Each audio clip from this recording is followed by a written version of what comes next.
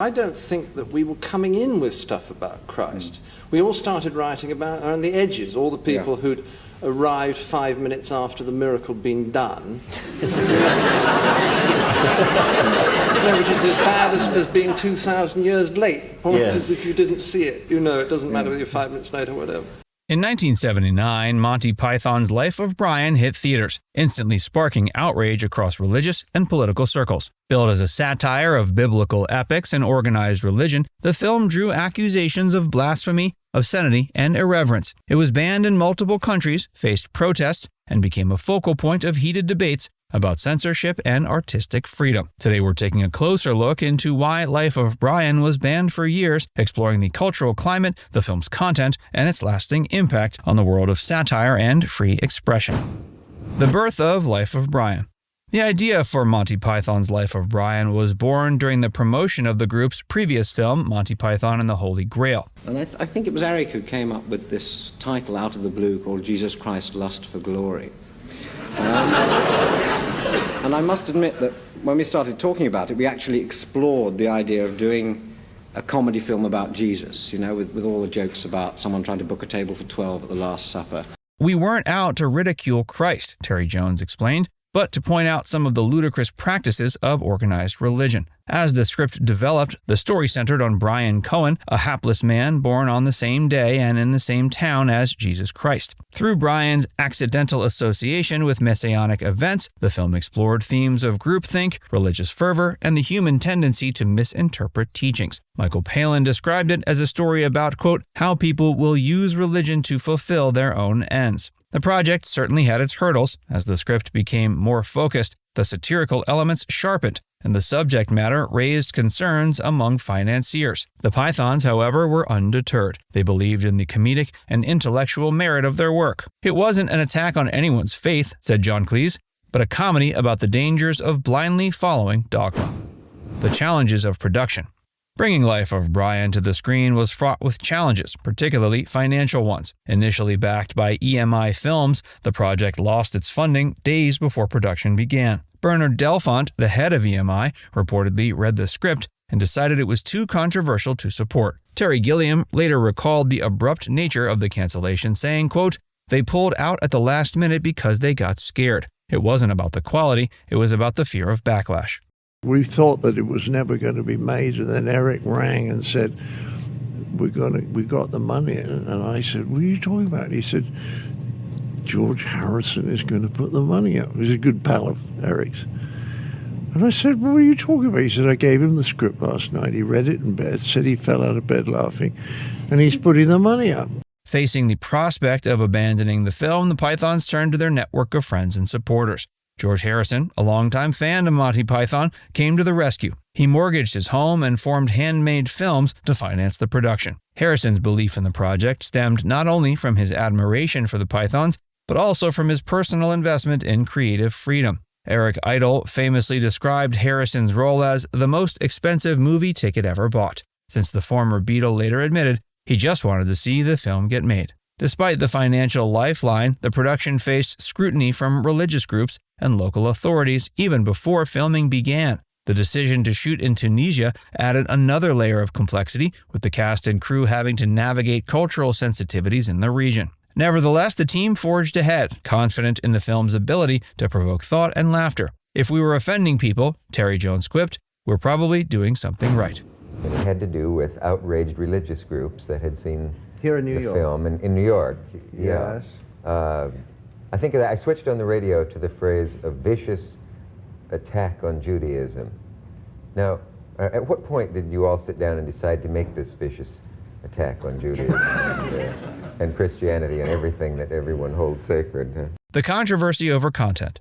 Upon its release, Life of Brian immediately ignited controversy due to its perceived irreverence towards Christianity and organized religion. Critics, particularly from religious groups, accused the film of outright blasphemy. Central to the outrage was the film's satirical take on messianic figures, especially scenes like the crucifixion finale, accompanied by the cheerful song, Always Look on the Bright Side of Life. Many religious leaders argued that such moments mocked the suffering of Christ, even though the film carefully avoided depicting or directly referencing Jesus in a derogatory manner. Terry Jones defended the film, stating, quote, "The film is not blasphemous, it's heretical."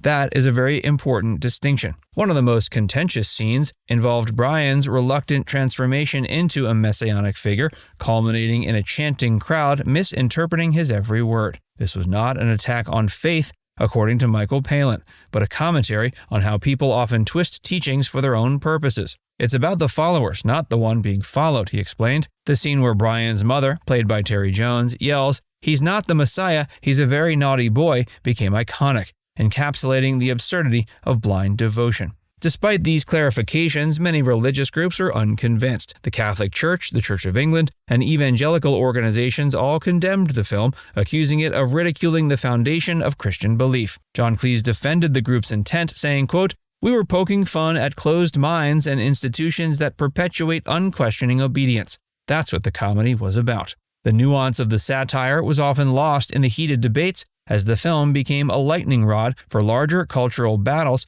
over censorship and freedom of expression. Bans and backlash.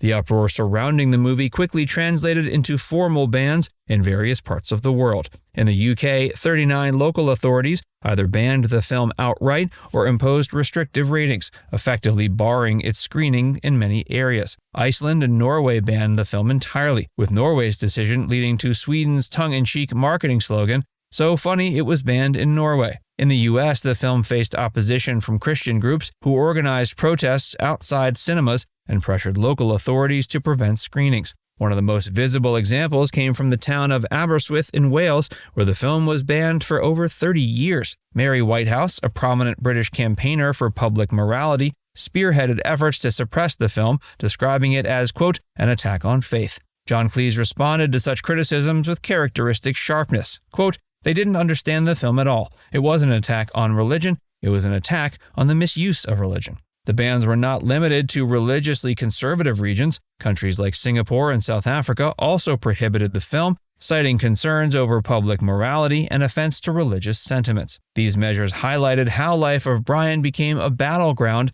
in wider cultural debates about censorship and the limits of artistic freedom. Public debates and defenses.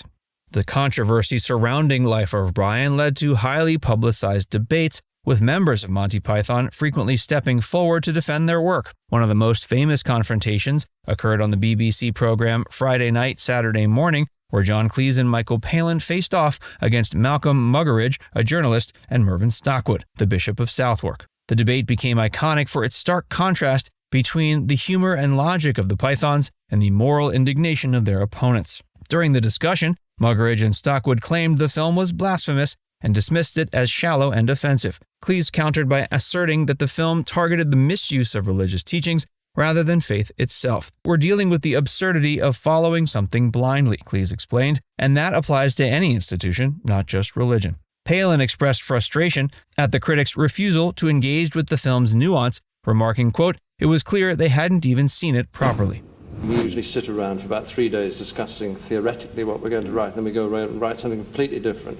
And the film actually starts when somebody comes in halfway through the second week and reads something out, and we all laugh. And that's the first point on the graph. The role of satire and misunderstanding. At the heart of the controversy over Life of Brian was a profound misunderstanding of satire and its purpose. The film was never intended to mock Christ or Christian beliefs, but to critique how religious teachings are often misinterpreted or manipulated. The Pythons made this distinction clear by including a respectful portrayal of Jesus, played by Kenneth Colley, in the opening scenes. Michael Palin explained, "We wanted to show that Jesus was not the target. The satire was aimed at the people who turned his message into something he never intended." The film's satirical edge lay in its exploration of groupthink and the absurdity of rigid dogma. Scenes such as the crowd blindly chanting, "Yes, we are all individuals," or the escalating misunderstandings over Brian's gourd and sandal were designed to highlight human tendencies towards fanaticism and miscommunication. Now it's time to hear from you. What's your favorite Monty Python movie or sketch? Let us know your thoughts in the comment section below.